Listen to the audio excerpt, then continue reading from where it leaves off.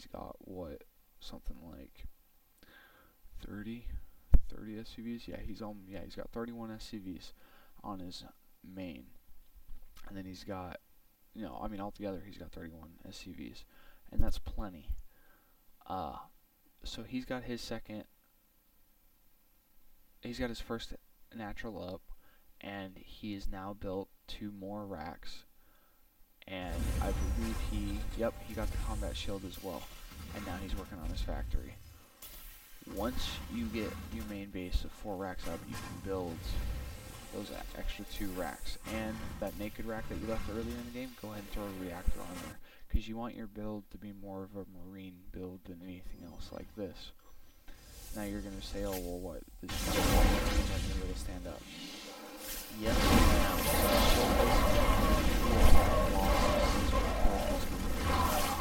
so far what I've noticed is that only, at least as a toss player, the best defense against this build is Colossi.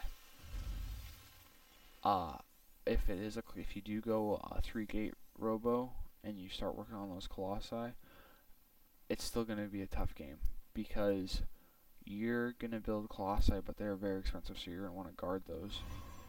Whereas these Marines are 50 minerals, and that's it. So if TBone only focused on minerals and didn't worry, he doesn't even worry about this, because he doesn't even have a full natural expo going yet. The other thing is, when it comes to the Colossi, like right here,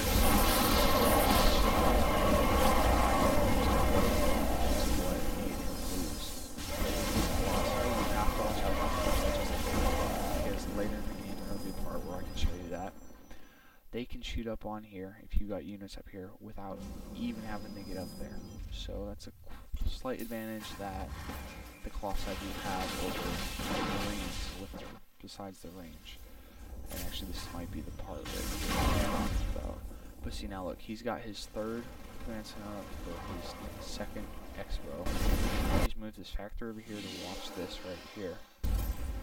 Now, if his opponent had gone for a Void Ray Rush or for air, he would have put turrets up.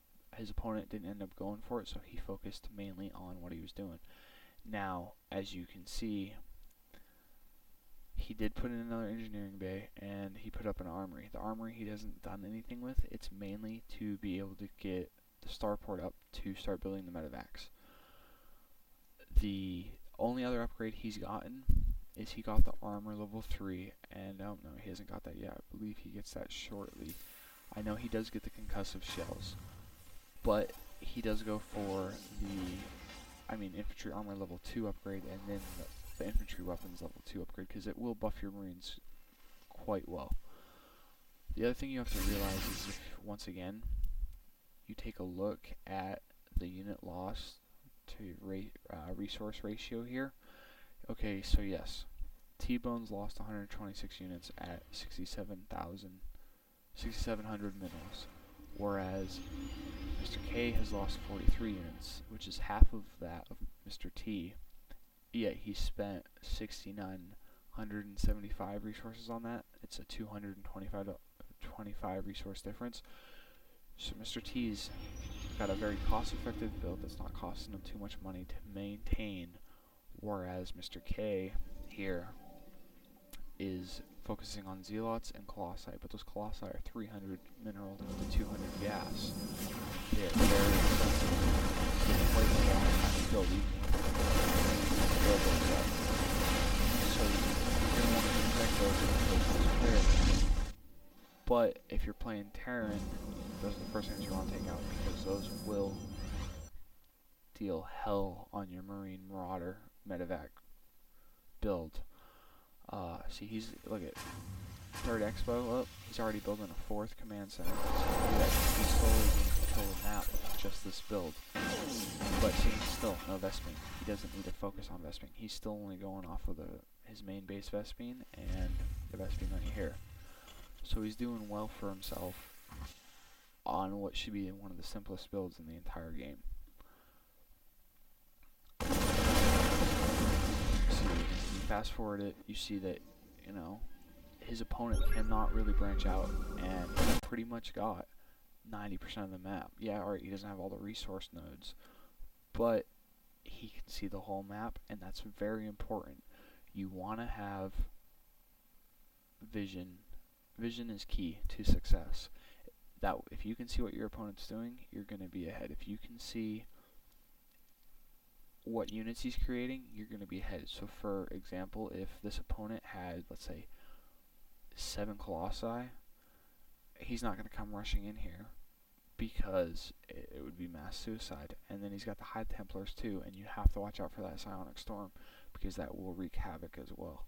But see, look, TBone. Here's TBone's view down here. He's got most of the map discovered. Any key areas, any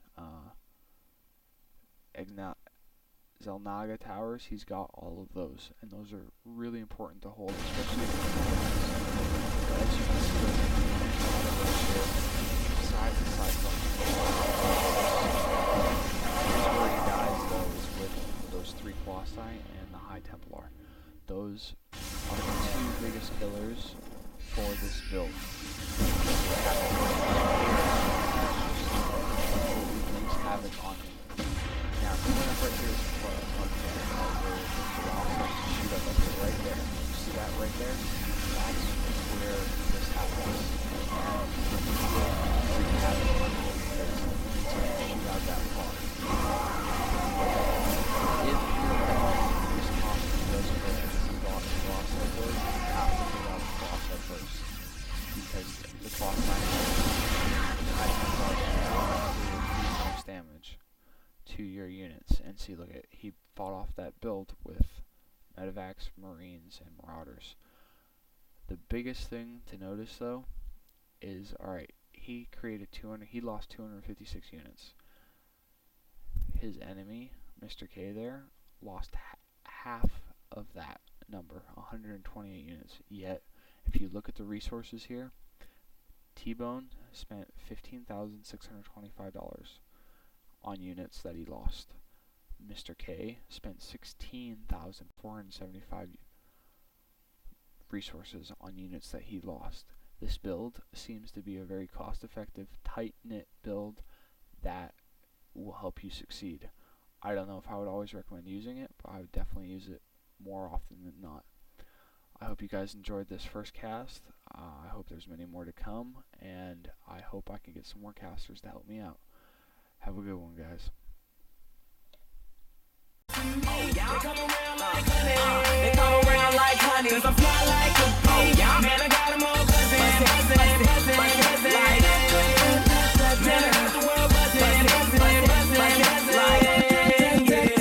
When I come around, round, they go.